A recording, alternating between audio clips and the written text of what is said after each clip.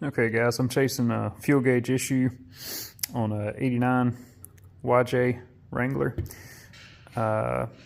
Actually went ahead and dropped the tank and checked the sending unit because I really thought that's what it was. Thought that was what the problem was going to be. Sending unit's fine, so I'm out good. But I noticed when I unplugged the sending unit, this gauge should have went to F, and it didn't with the key on, and it didn't move. So pulled the gauge cluster out, and I've already checked this gauge, but once I finally figured out and understood how to, figured I would make a quick video showing how I did that.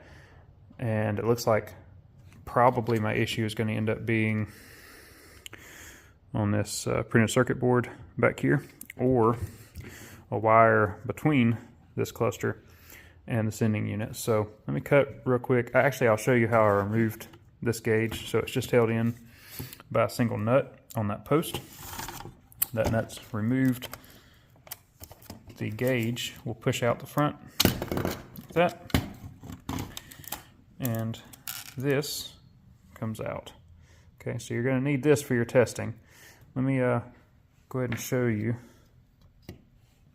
This just pushes into the back there, so that the post goes through the middle, and the two prongs on the plastic piece go down into the gauge, and that's what I'm using to put my jumper leads onto. So let me get that set up and I'll show you.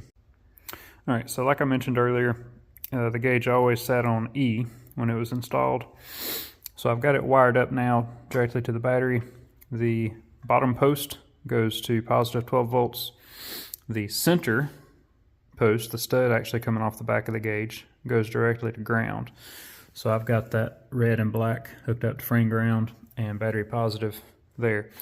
So your top post is the wire that would read the resistance effectively of the sending unit. So that's your analog reading.